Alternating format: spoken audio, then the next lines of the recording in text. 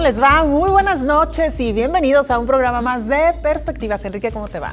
¿Cómo estás, Belén? ¿Cómo les va a todos? Estamos ya en el ombligo de la semana, es miércoles y listos para analizar la coyuntura, para tener entrevistas y para debatir distintos temas públicos, Belén. Sí. Y comenzamos con algo que está medio flotando en el ambiente, ¿no? Sí. Yo creo que desde que ganó Donald Trump el 8 de noviembre, y también hay que decirlo, desde las últimas decisiones del gobierno federal, en particular el asunto del gasolinazo, hay una pregunta que está ahí muy presente, que ¿es el momento de Andrés Manuel López Obrador? Es decir, ¿es la coyuntura más favorable para el tabasqueño? Y pues las encuestas parecen decir que sí. Que sí, y lo que más llama la atención también, Enrique, a reserva de que ahorita revisemos algunas cifras de estas encuestas que se han publicado en los últimos días, es que prácticamente no ha tenido que hacer nada Andrés Manuel López Obrador. De hecho, si me apuras tantito, casi que ni ha aparecido en los medios de comunicación. No, sí ha aparecido.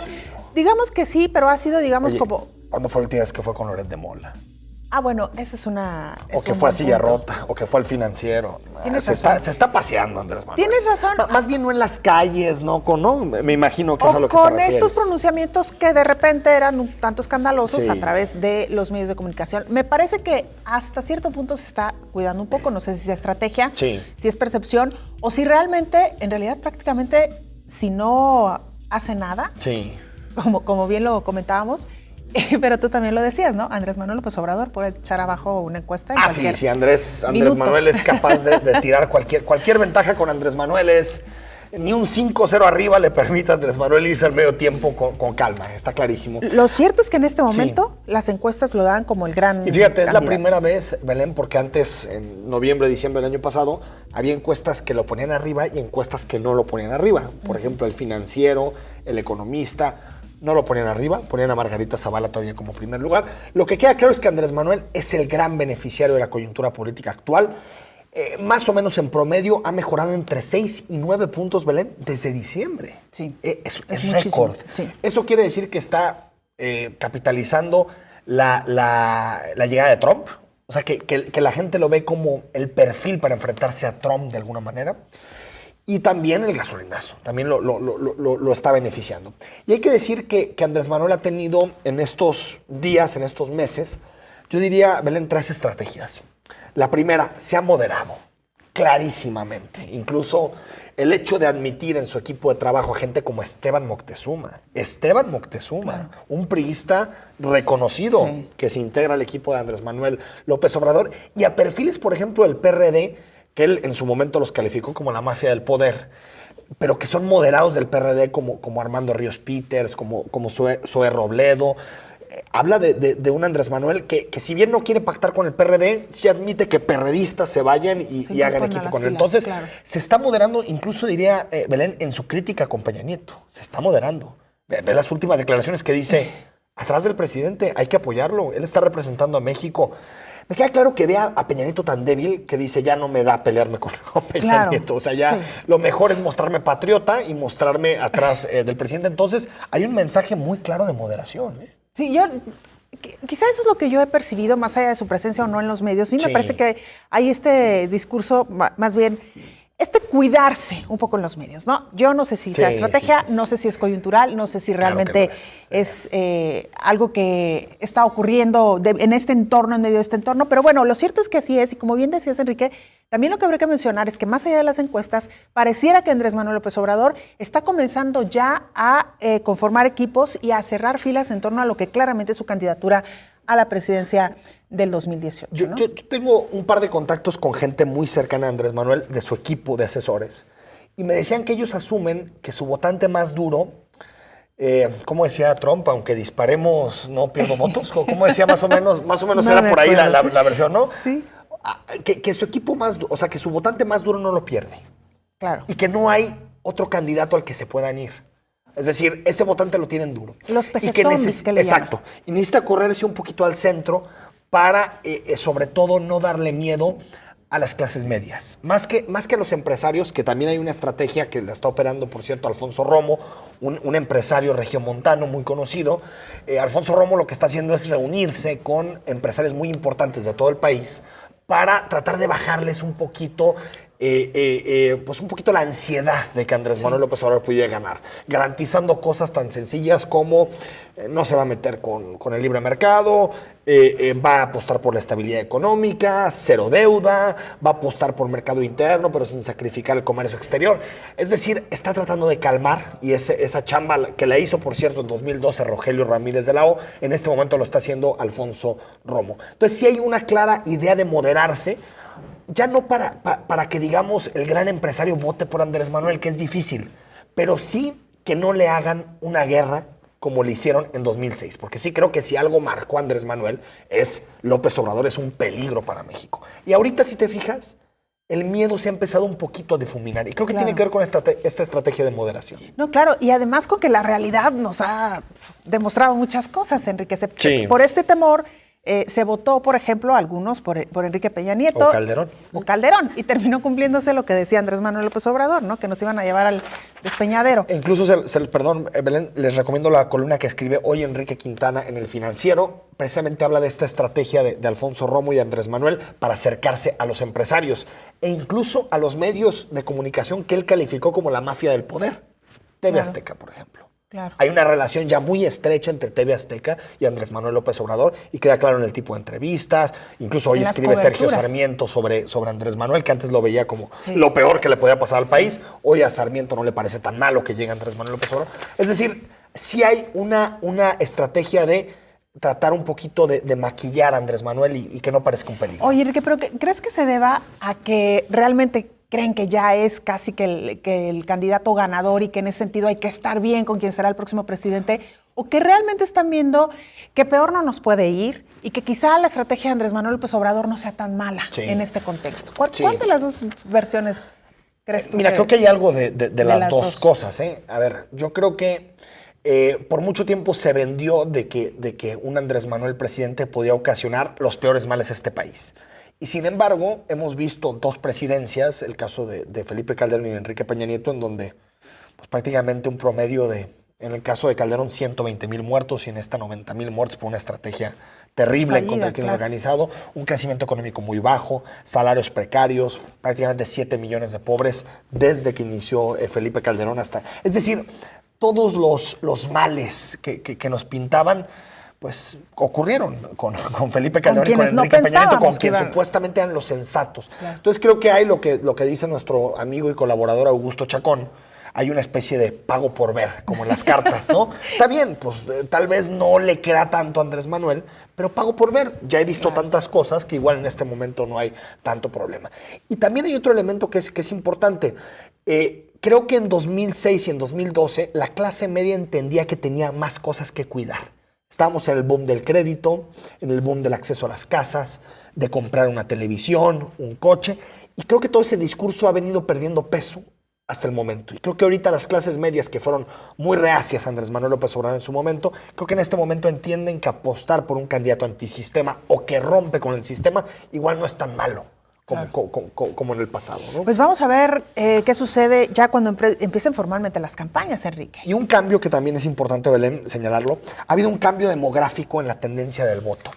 En 2006 y en 2012, y es hasta paradójico, ¿quién crees que fue o los dos sectores poblacionales que hicieron que Andrés Manuel López Obrador no ganara? ¿Quién te imaginas? Los jóvenes. ¿No? ¿Las mujeres? No tuvo voto femenino prácticamente. Peña Nieto ganó el voto femenino en 2012 y Felipe Calderón en 2006. Que fíjate, casi siempre está medido en las encuestas que las mujeres votan un poco más conservador que el hombre, en general. En 2006 apostaron por Felipe Calderón 6 de cada 10 mujeres. Importante. Y 53% en el caso de Enrique Peña Nieto. Y el otro factor, y lo digo que es paradójico, el otro segmento poblacional son los adultos de la tercera edad. Te lo digo paradójico porque se hizo famoso Andrés Manuel por una política pública que era el apoyo a los viejitos, si te fijas. Claro, los de Entonces parece paradójico que ellos no lo apoyaron. Y creo que en este momento el voto de la tercera edad ha perdido mucho peso en México y el que ha ganado son millennials, 18 años. Claro. Entre 18 y 34 años tendrá 43% del padrón a partir de la siguiente elección. Y en ese Andrés Manuel está sacando una ventaja importantísima. No porque conecte demasiado con el joven, sino porque el joven se atreve un poquito más a apostar por opciones no tradicionales y el más no tradicional de los que están en la boleta es Andrés Manuel López Obrador. Entonces creo que se le están cuadrando los astros para que en términos poblacionales, en términos de discurso, moderación, ya no hay tanto miedo como hubo en 2006. Pero bueno, sabemos cómo es Andrés Manuel. Oye, y hablando de cuadrar los astros, hasta con la suerte de que ya revisamos las encuestas anteriores respecto a los candidatos de los otros partidos, de los precandidatos o de los aspirantes, y es que no hay gallo, Enrique. No. El Partido Revolucionario Institucional en la lona, con un presidente con una popularidad bajísima, y el Partido Acción Nacional no termina de repuntar. Margarita Zavala, que tampoco ha sido la gran candidata por muchos factores internos, ella misma incluso. Así que, bueno, ¿quién le va a hacer, digamos que, el frente a Andrés Manuel López Obrador? Muy interesante, porque por un lado el PAN sigue sin definir claramente un candidato. Ricardo Anaya tiene mucha fuerza.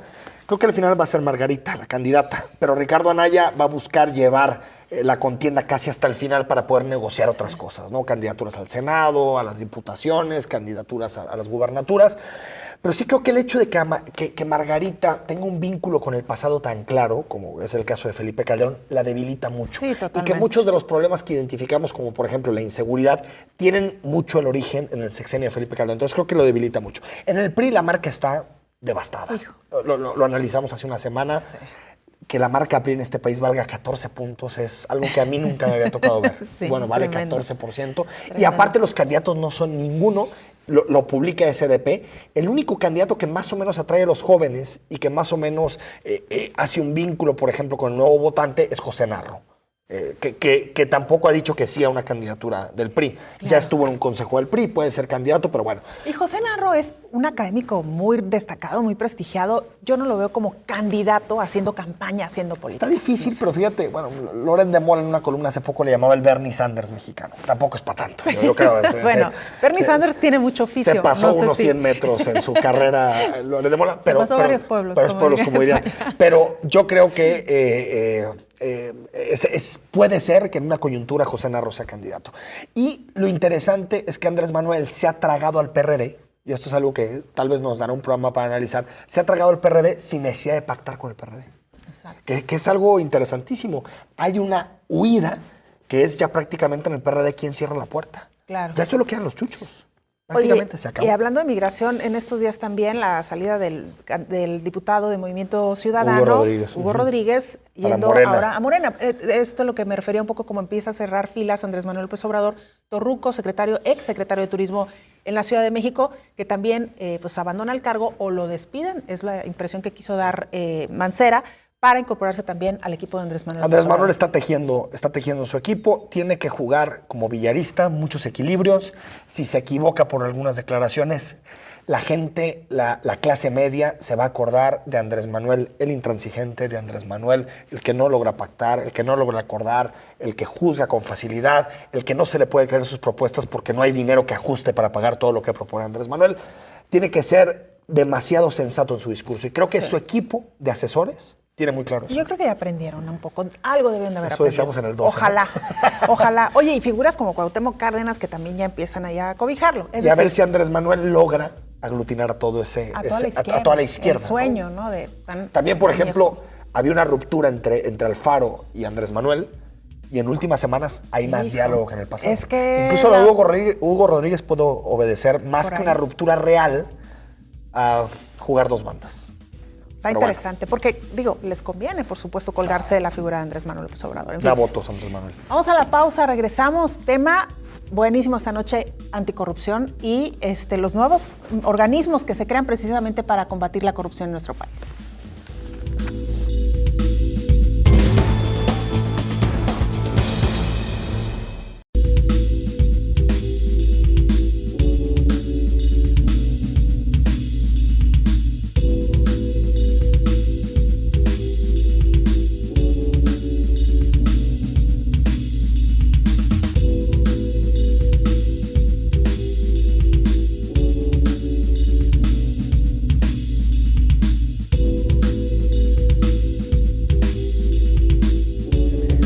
Estamos de regreso, estábamos viendo ahí la fotografía y entramos está vivo directamente. el back y estamos en vivo nosotros, además. Exacto. Algunos comentarios en relación al tema que discutimos en este primer bloque, que es si es el momento o no de Andrés Manuel López Obrador. Óscar Alcalá de San Andrés nos dice, AMLO es simplemente un bufón en una suerte de tragicomedia nacional llamada Todo lo que no va para adelante por defecto va hacia atrás. Bueno, pues el asunto, ¿cómo le llaman? Los cangrejos. Sí. ¿Sí? Miguel Barajas, más miedo me da que siga el PRIANREDE y partidos satélites. Y no deberían permitir coaliciones entre los partidos políticos. Bueno, no sé, yo ahí tengo mis Yo dudas. que sí, ¿por qué no? Digo, son transparentes y no. Híjole, lo que pasa es que se pierde se pierde el espíritu real, ¿no? De hacer coaliciones para buscar realmente beneficios para la población. Lo que programas de gobierno. Lo que terminan haciendo, pues, son estos acuerdos políticos de gano yo, ganas tú, y entonces es donde ya se distorsiona un poco esto de las alianzas y coaliciones, ¿no? Nos dice también Rafael H1838, yo no esperaría un cambio radical con López Obrador, aunque este es el más politólogo, bueno, no sé si político. Y dice, yo también veo un PRI en la lona, aunque siga teniendo el voto de la tercera edad. Ahí clarísimo, ¿eh? Sí. El PRI en el voto de tercera edad sigue arriba y también en el voto de personas que tienen poca educación, sobre todo primaria para abajo.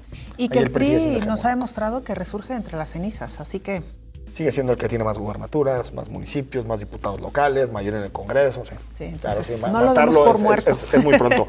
Conocemos a Alfonso Hernández, nuestro invitado de hoy.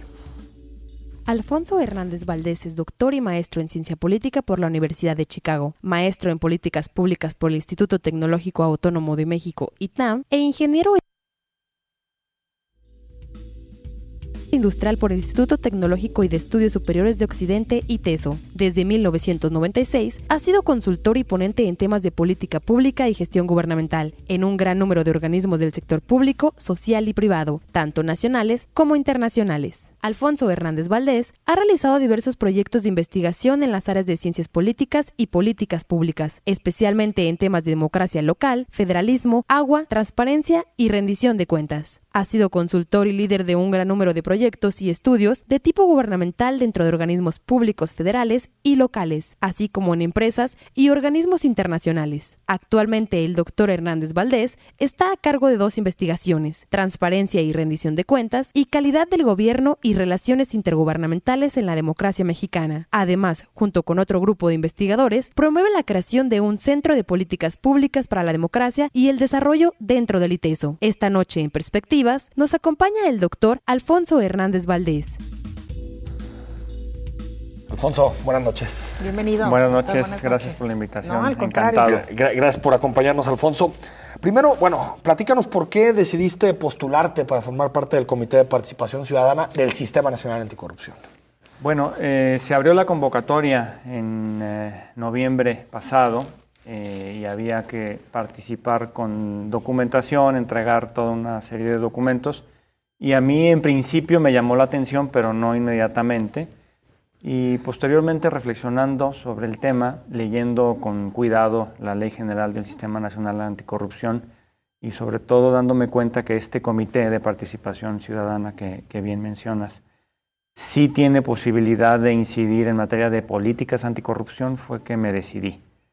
Fue un proceso de reflexión con mi familia, conmigo mismo, con algunos colegas en el ITESO, y poco a poco fui adentrándome en los detalles de la convocatoria y del alcance sobre todo del comité, y así fue básicamente como decidí participar en el proceso. ¿Cuántos postularon, doctor? ¿Supo al final?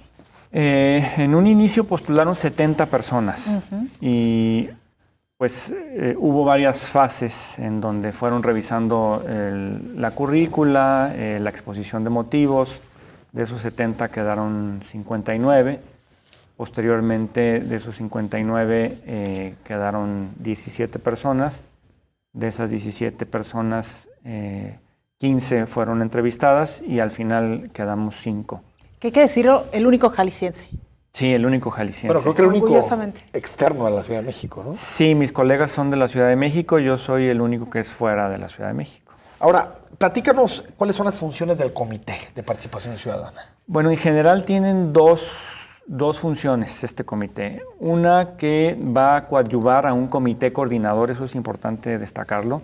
El Sistema Nacional Anticorrupción tiene como base o como organismo rector, vamos a llamarlo así, a un comité coordinador, donde está el Comité de Participación Ciudadana, y es este comité coordinador el que emite mecanismos de información, el que establece también mecanismos de coordinación, establece políticas anticorrupción, etc.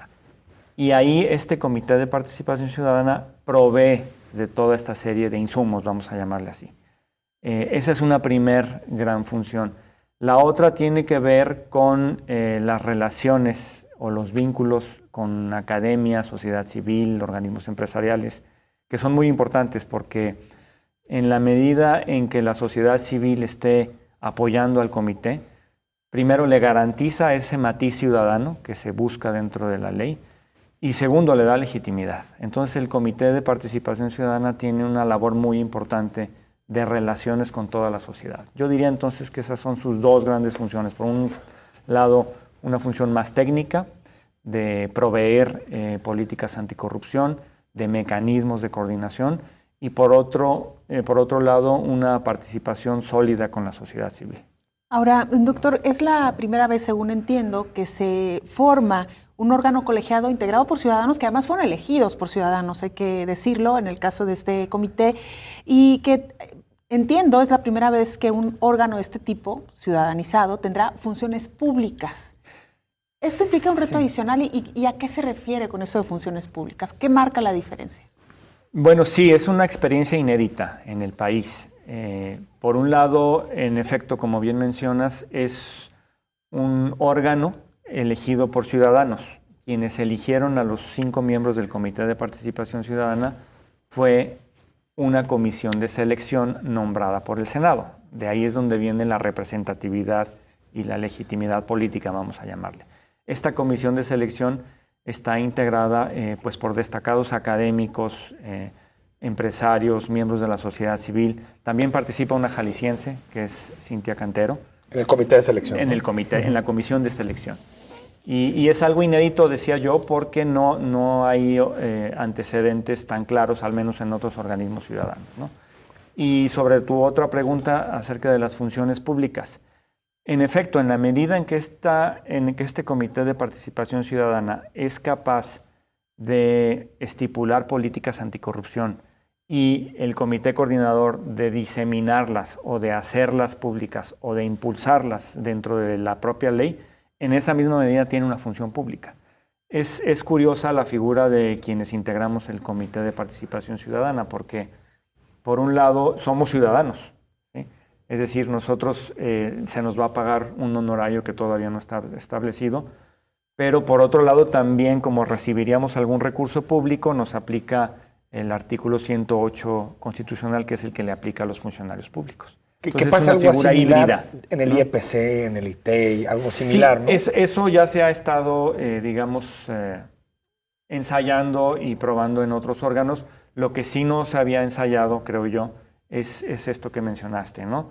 Que una comisión de selección integrada por ciudadanos sea quien elige a los miembros del Comité de Participación Ciudadana. Alfonso, ¿qué tanta autonomía tiene el comité? Me refiero a no poder ser removidos, a que no les puedan bajar su sueldo. ¿Está en términos reales bien blindado el Comité de Participación Ciudadana para que no puedan ser sujetos de chantajes políticos? Mira, yo pienso que sí. No está establecido explícitamente en la ley. Lo que la ley dice es que los nombramientos serán por 5 años. 5 años. En este caso, el nombramiento de mis colegas y el mío fue escalonado. Jacqueline Pechard fue nombrada 1 año y ella en automático es la presidenta. Sí. Y así sucesivamente, ¿no? María Clara Costa por 2 años, José Octavio López Presa por 3, Luis Manuel Pérez de Hacha por 4 y yo por 5. Ahí está en la ley, los subsecuentes nombramientos irán siendo de 5 años cada uno. Entonces yo pienso que está blindado. Sobre el tema del recurso no hay, digamos, un reglamento que lo establezca, pero en diálogo con mis colegas y a mi nombre propio, en realidad estamos también mucho por el tema que nos interesa y que queremos hacer una diferencia en materia de anticorrupción. Entonces yo creo que en esa misma medida se va a caracterizar su ciudadanía y habrá que ir legitimando el trabajo, ¿no? Y en el caso, por ejemplo, de Jacqueline Pechard, que tiene nada más un año, termina su año y cómo se vuelve a juntar el comité de selección y vuelven a elegir una persona que reemplaza a Jacqueline. Así es. Esta misma comisión de selección integrada por 9 personas sigue me parece que por 3 años más. Y ellos, me imagino también que emitirán una nueva convocatoria para sustituir a Jacqueline. ¿Y hay derecho a reelegirse o ya no? No. Solamente? Ah, es interesante. No, es nada más 5 años. Algo muy positivo es que ya está establecido quién es el presidente del comité. No tendríamos que elegirlo entre nosotros. Que eso también quita grilla. Sí, por supuesto, ¿no? Porque eso le metería mucha presión, ¿no? Siempre se politiza. Que es un órgano político, hay que decirlo, ¿no? Pero político en el buen sentido. En el buen sentido, yo diría, ¿no? Totalmente. Pero esta parte me parece que fue un acierto. Vamos al corte, seguimos platicando con Alfonso Hernández sobre el Sistema Nacional Anticorrupción, a ver si lo explicamos también y si definimos qué es la corrupción. Totalmente. Porque hablamos todo el tiempo de ella, pero no sé si tenemos claro qué es la corrupción. Con esto y más regresamos.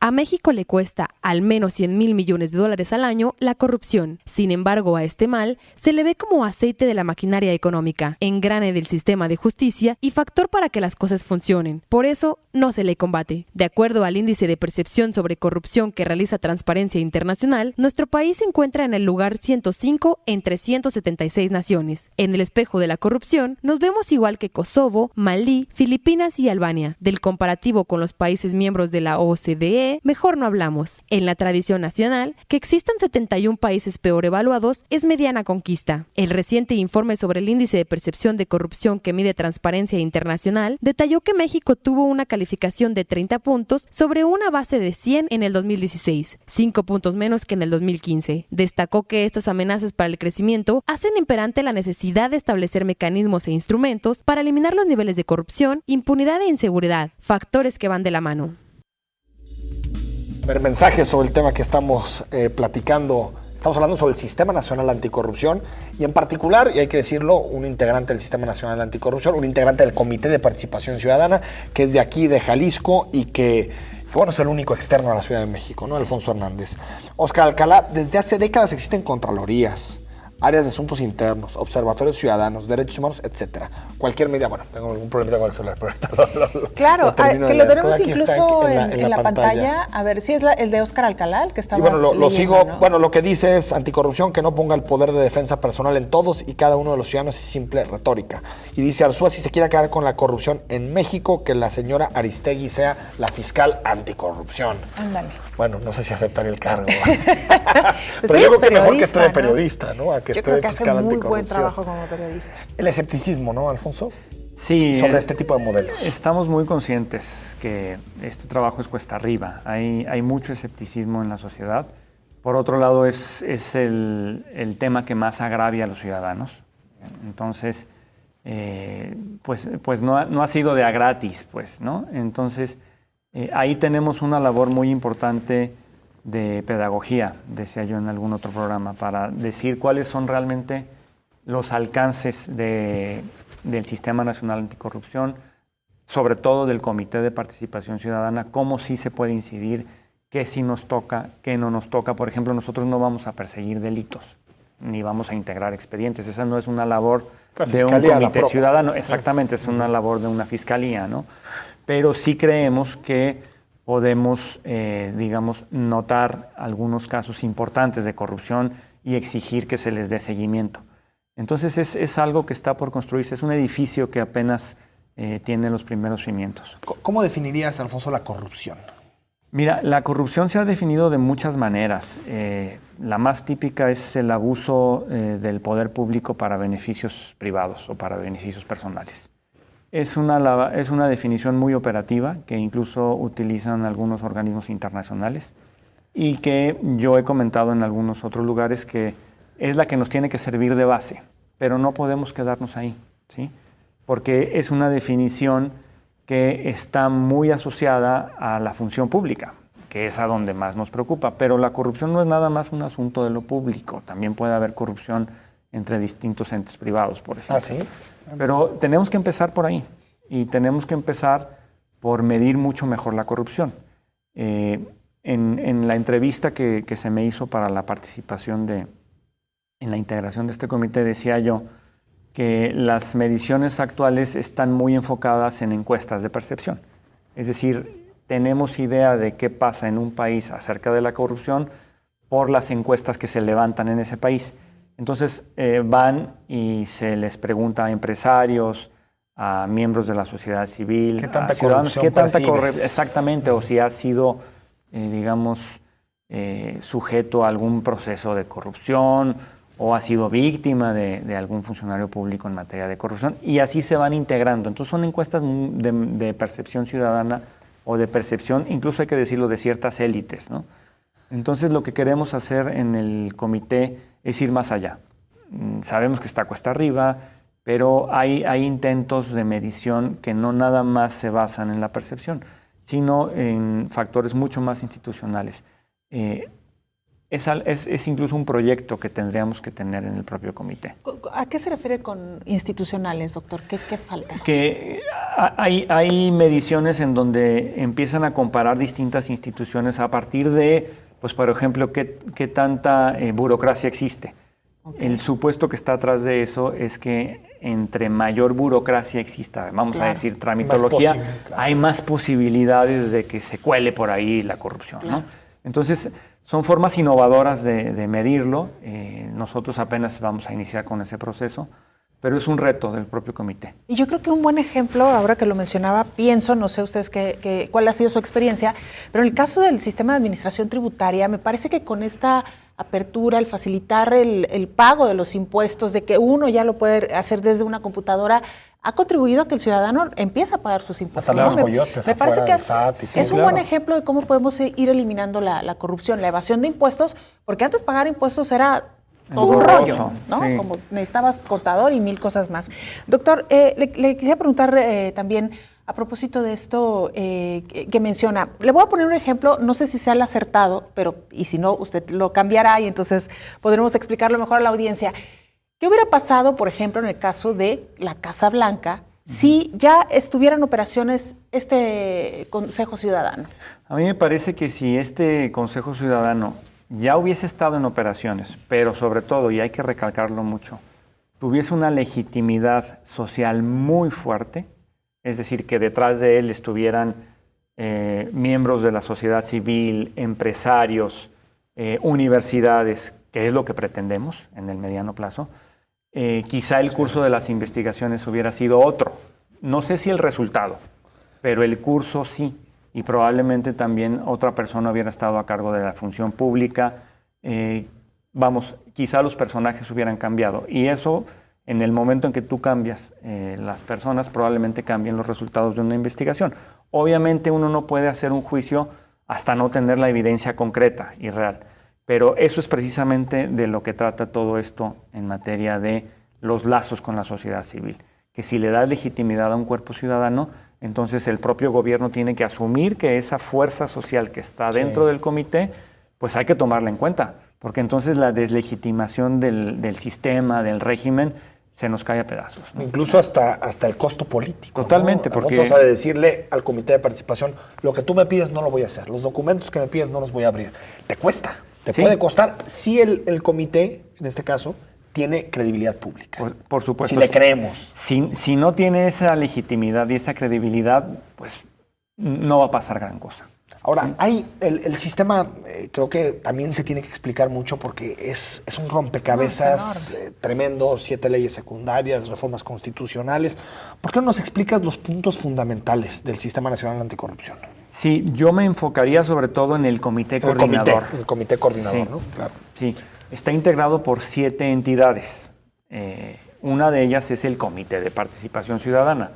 Y es importante decirlo, el presidente del Comité de Participación Ciudadana es a su vez el presidente de todo el comité coordinador. Lo cual es interesante porque un ciudadano es quien lo preside.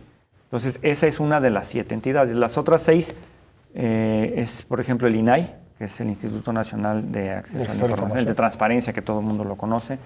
Está la Auditoría Superior, que es muy importante. Está la Fiscalía Anticorrupción, también muy importante. Está la Secretaría de la Función Pública. Esa es una pieza fundamental del sistema, porque recordemos que esta secretaría es donde se encuentran todos los contralores internos o los titulares como la de los Contraloría órganos que conocemos nosotros. Exacto, aquí en los Jalisco. órganos internos de control, ¿no? Y su labor es primordial porque son los que a su vez revisan que la cuenta pública de cada una de las dependencias federales pues se lleve de manera correcta. El lazo que tiene que haber con la auditoría y con la Secretaría de la Función Pública es muy relevante. Está el Consejo de la Judicatura, está el Tribunal Administrativo. Entonces son todas las entidades que integran el sistema. Eso es por un lado. Por otro lado, mencionabas tú las leyes, ¿sí? A mí me parece que la de responsabilidades administrativas es crítica, porque ahí es donde se establecen, por ejemplo, los formatos tipo ley 3 de 3. 3 ¿no? de 3. Y es desde donde se le va a dar seguimiento a la evolución patrimonial de los funcionarios públicos, así hay alguna falta o no, y donde va a estar registrada. El propio Sistema Nacional Anticorrupción prevé 6 sistemas electrónicos, ¿sí? Casi todos ellos tienen que ver con seguimiento de la ley 3 de 3, pero hay otros, de faltas administrativas y denuncias de hechos de corrupción, hay un sistema, incluso para que los ciudadanos, y ese sistema es muy importante, puedan colocar quejas y denuncias y se les dé seguimiento, ¿sí? Va a haber un sistema para ello. Y el propio Comité de Participación Ciudadana tiene un mandato ahí de impulsar que se establezcan a la brevedad todos estos sistemas. Entonces yo diría que es eso, ¿no? Es el comité coordinador con sus 7 entes, el sistema de leyes, pero sobre todo no nada más la del Sistema Nacional Anticorrupción, sino la de responsabilidades administrativas y los sistemas electrónicos.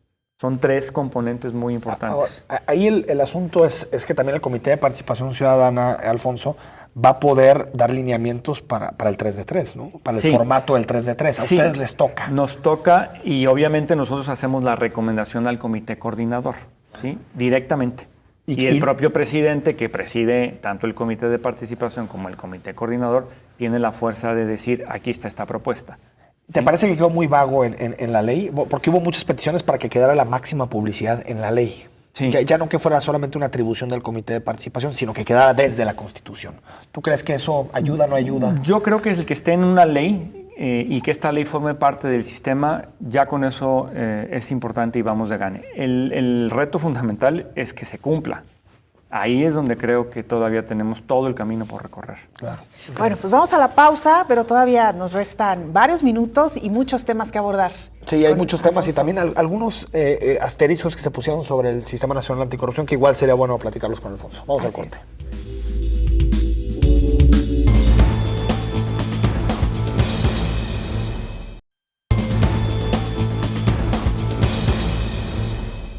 El Sistema Nacional Anticorrupción cuenta en sus bases con diversos mecanismos que buscan prevenir los actos de corrupción, tales como códigos de ética, protocolos de actuación y mecanismos de autorregulación. El 27 de mayo de 2015 se publicó la reforma constitucional que creó el Sistema Nacional Anticorrupción como instancia de coordinación entre autoridades de todos los órdenes de gobierno. En el periodo extraordinario de la 62 legislatura, se aprobaron 7 paquetes de legislación secundaria para prevenir y combatir la corrupción. La meta es que el Sistema Nacional Anticorrupción sea presidido por los ciudadanos para crear instituciones fuertes y autónomas con el objetivo de prevenir y castigar la corrupción. Se busca eliminar trámites innecesarios y que las contrataciones y obras públicas se realicen con total transparencia.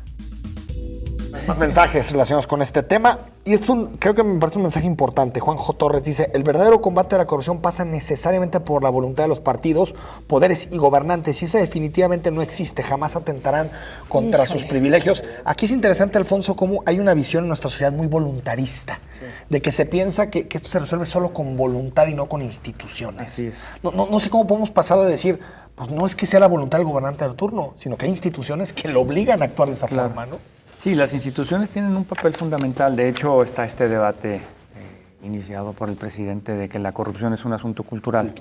En realidad es un asunto cultural, pero es un asunto también institucional. Y cuando uno revisa, por ejemplo, cómo se ha atacado la corrupción en otros países, este binomio les queda muy claro, ¿sí? Y a mí me parece que con este sistema, con este entramado institucional, pues tenemos, digamos, un camino por el cual hay que empezar a caminar. Y hay que aprovecharlo. Es un instrumento que los ciudadanos perdón, tienen, digamos, todo para ganar, ¿no? Sí. Y nosotros somos responsables de hacerlo funcionar. Es que, digo, creo que no tendríamos que esperar a que haya un gobernante con la voluntad de meter a la cárcel a Javier Duarte para que suceda. Claro. Esa es la diferencia entre instituciones sólidas y voluntad. Pero en México tenemos mucho la idea de que es la voluntad. Si no lo quieren meter a la cárcel es porque no tienen voluntad de meterlo. También un poco porque la experiencia así no lo ha sí, demostrado, ¿no? O el presidente tomaba la decisión y decía, va para el bote y se acabó, ¿no? Era un asunto directo de él, ¿no? Un reflejo incluso de la debilidad institucional. Claro, ¿no? Totalmente. Ahora, doctor, entendemos que por primera vez también la Auditoría Superior de la Federación va a poder fiscalizar los recursos estatales o los recursos que se transfieren a los estados, lo que antes era una salvedad. ¿Esto de alguna manera vendrá realmente a mejorar la fiscalización de las entidades? ¿Cómo lo ve usted? Yo pienso que sí, siempre y cuando también se solidifique el tema de las auditorías a nivel estatal. Es decir, no debe de ser nada más un asunto central, sino debe de ser un asunto local. En la medida en que tengamos fortaleza en las auditorías, tanto locales como a nivel federal, en esa misma medida creo que se va a poder ir atacando el tema de la corrupción. Porque cuando se realiza una auditoría desde el nivel central, lleva su tiempo. Y seguramente habrá elementos que escapan a esa auditoría federal. Para eso tendría que haber una solidez institucional a nivel local. Entonces yo creo que hay que atacarlo desde los dos frentes. Y eso tiene mucho que ver con cómo se aterriza el sistema nacional en los estados. Así es. Y no sé, Alfonso, si en el comité ya han discutido ese tema. Precisamente mañana tenemos una reunión y es de los temas que está en la agenda. Creo que sería importante que el Comité de Participación Ciudadana, ahorita hablo por cuenta propia, impulse en los estados algo similar a lo que sucedió en la integración de este Comité de Participación Ciudadana, es decir, que haya comisiones de selección integradas por ciudadanos que a su vez sean quienes se responsabilicen de la elección de los comités de participación ciudadana locales o estatales, porque le vas dando legitimidad a la integración de estos órganos. Es algo que estamos en discusión y creo que ahí tenemos, digamos, una primera propuesta. Es decir, replicar el modelo nacional a en nivel los estatal. Estados y poner pues, una vara mínima.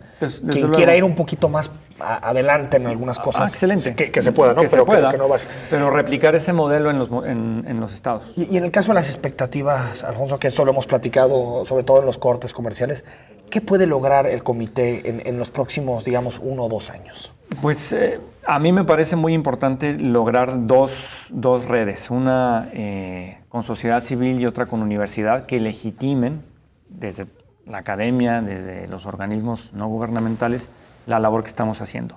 También dar seguimiento puntual a los casos más emblemáticos, ¿sí? Y empezar a exigir que haya resultados. También colocar en la agenda pública una nueva manera de medir corrupción. Otro tema sería que el propio Comité de Participación Ciudadana tuviera políticas concretas de cómo pueden funcionar los sistemas locales. Entonces, son varias cosas que si logramos colocarlas en la agenda pública, en esa medida nos vamos a ir legitimando ante la sociedad. Sí, porque hay que decir que al final es muy complejo, ¿no? El asunto de la corrupción está metido dentro de las instituciones, está metido dentro de la cultura, de nuestra forma de los operar. Ciudadanos mismos, los ciudadanos, ¿no? Exacto, la sociedad. Entonces es como una especie de cáncer que está ahí y extirparlo es muy complejo porque va desde los 15 o 20 pesos que le puedes dar a quien recoge la basura en tu casa hasta un contrato, una concesión de obra pública de miles y millones de pesos. Es decir, es un sistema la corrupción, ¿no? En sí mismo, Alfonso. Sí, por eso es difícil extirpar de golpe, ¿no? Es un problema de largo plazo. Eso hay que decirlo. Es decir, la corrupción no se va a acabar mañana, ¿sí? Lo que sí puede suceder es que si el sistema funciona y si los sistemas locales funcionan, podríamos en el corto plazo estar colocando las bases para ver un país diferente en una década. Claro. Oiga, doctor, y a propósito de eso, a ver, sé que es muy complicado porque el tema en sí tiene muchas aristas, muchos frentes, pero ¿cuál sería, digamos, como este fin último? Es decir, en 10 años, ¿qué tendría que pasar con este país? Que realmente los funcionarios públicos que incurren en corrupción estén en la cárcel, sean sancionados, y también qué tendría que pasar con el ciudadano. No sé si son como las dos grandes esferas. Sí. Yo me imagino que si este sistema funciona, si le damos solidez, legitimidad, contribuiría en muy buena medida a que tengamos un Estado de derecho real en el país. O sea, cero impunidad. A que la impunidad disminuya, a que el funcionario público que incurra en un acto de corrupción tenga una alta probabilidad de ser cachado, vamos a decirlo así. Y de ser sancionado, porque cachados están, sí, ¿no? que lo sepan, ¿no? O sea, claro. Yo creo que en esa medida las instituciones podrían contribuir a un cambio en nuestro régimen. Y eso permea la sociedad. ¿Sí? Ahora sí que como el letrero de los vecinos, ¿no? Te estamos observando. Te estamos observando. ¿no? Te estamos vigilando. Te estamos vigilando, Somos entonces vigilantes. cuidado, ¿no? Que eso es claro, que es un tema fundamental. Hay otro asunto, Alfonso, que ha quedado ahí, que es cómo se define en los códigos y en la Constitución, cómo se define la corrupción. Y bueno, tú lo conoces muy bien, a Jesús Ibarra. Jesús hizo un análisis sobre el tema. Y lo que dice es que de pronto se quedaron medio cortos y que hay asuntos que tendrían que ser definidos como corrupción, ciertas prácticas, pero que no están en los códigos. Y me preocupa por cuando se integren averiguaciones y cuando se integren distintos expedientes, que de pronto nos demos cuenta que un tema que para todos es corrupción, no lo sea. No sé si es necesario ahí en los estados también engrosarlo para que sea una definición más abarcadora.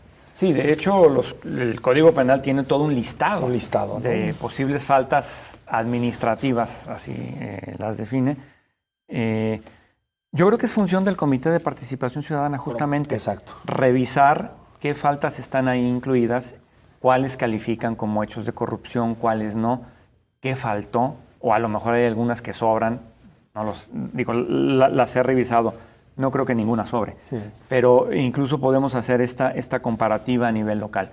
Pero es justamente de las cosas que sí puede hacer el comité y que sí puede sugerir como un cambio. Que se amplíe. Que se amplíe, que se cambie la ley, que se cambie el código. ¿Sí? Totalmente. Ahora, a propósito de esto, doctor, ¿qué pasa con la prescripción de estas faltas administrativas graves? ¿Ha habido algún cambio con estas nuevas leyes?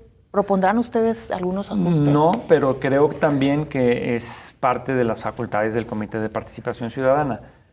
¿Qué faltas son realmente graves y por qué incluso algunas no tendrían por qué prescribir? Totalmente, totalmente de acuerdo.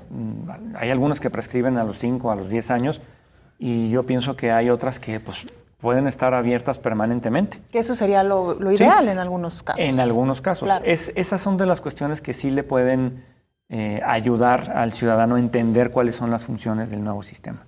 Claro, y ahí tiene que ver, es muy importante porque también si no trasciendes el horizonte del sexenio, muchas veces la impunidad se vuelve política, porque está bien, primer año, 5 años prescribe, sé que tengo todo a mi favor y al final pues es un mensaje de impunidad muy grave. Algunos mensajes también, Belén, que nos están llegando y por cierto que nos dicen, y bueno, también aclararlo, que invitemos a Pedro Kumamoto al programa, a Perspectivas. Pues lo hemos tenido, pero por teléfono. Dice Alberto López, lo hemos tenido aquí por teléfono muchísimas veces. Hace ratito que no nos visita Pedro, ya debería Fíjate, la visitarnos. última vez que estuvo fue el año pasado en una mesa que hicimos sobre dinero a partidos. Ah, claro. Que fue como en octubre, noviembre. Ha pasado 2-3 meses, tampoco ha pasado demasiado tiempo. Pero sí, incluso hace Y lo poco hemos tenido también, recientemente, pero por teléfono. por vía telefónica, pero lo invitaremos y es precisamente para este tema, para el tema de partidos a la mitad, que es, ¿no? Como, digamos, de que sea menos el presupuesto que le llega a los partidos políticos, ¿no? Es la campaña que está impulsando ahorita de voto Exacto. sin dinero, no hay voto. Sin dinero no hay voto, exacto. Que esté vinculado el dinero que reciben los partidos con el porcentaje de votación. Nos quedan 2 minutos para despedirnos, Alfonso. Hay un asunto también en Jalisco que se ha discutido mucho, que es el papel que van a jugar, en este caso el TAE, que es que se convertirá en un tribunal de justicia administrativa. Es una institución muy golpeada en términos de la opinión pública. ¿Cómo se puede hacer para que estas instituciones recobren cierto prestigio social y que por lo tanto se conviertan en espacios de combate a la corrupción? Es muy importante el tema del TAE. De hecho, en este momento está en proceso el nombramiento de varios de sus integrantes. Y es un asunto que discutimos al seno del propio comité y es facultad incluso del Ejecutivo la sugerencia de quién podría integrar a este tribunal, perdón, a estos magistrados. Si no cambia el tribunal y si los que lo integran no son personas probas, el sistema no va a funcionar. Hay instituciones, pero también hay personas, ¿no? Por Y supuesto. autonomía, Y la autonomía que necesitan para generar pues las decisiones que hay que generar en materia de sanciones, se necesitan jueces absolutamente legítimos, magistrados. Yo creo que es justo el engrane que haría que el sistema funcione. Y ahí el comité también puede hacer sugerencias e incidir. Nos queda un minuto. La ruta, Alfonso. ¿Qué seguirá en los siguientes días para el Comité de Participación Ciudadana? Ahorita tenemos un reto práctico muy importante que tiene que ver con cuestiones meramente operativas, ¿sí? Habrá que definir algún lugar donde podamos sesionar en el corto plazo. Una cuestión muy importante es el nombramiento del secretario ejecutivo. El secretario ejecutivo va a ser quien realiza toda la operación del sistema. Hay una secretaría ejecutiva. Perdón, se llama secretario técnico de la Secretaría Ejecutiva. Y ese hay que nombrarlo en el muy corto plazo. Entonces tenemos que reunirnos para revisar perfiles, establecer un proceso de nombramiento. Y ya una vez que esté el secretario técnico, ya se podrá ir integrando toda la Secretaría Ejecutiva, que es la que le va a dar operación al sistema. Pues le daremos seguimiento. ¿Se queda a vivir en Guadalajara o tendrá que trasladar? Aquí voy a estar. Yendo y Me viniendo. trasladaré a la Ciudad de México eventualmente. Tendremos que definir todo eso. Pero sí estaré en Una gran Guadalajara. Hay que seguir con el diálogo, ¿no? Una Es un gran tema ventaja fundamental. quedarse en Guadalajara, ¿no? Así es. Gracias, Alfonso. Alfonso. No, al Muchas contrario. gracias. Enrique, El viernes tenemos a un científico. Sí, Durruti de Alba. Sí, Ruti Jesús de Alba. Exactamente, que, bueno, pues un gran científico jalisciense. No se lo pierda, va a estar interesante. Con él nos volvemos a encontrar el próximo viernes. Vienes a las 9.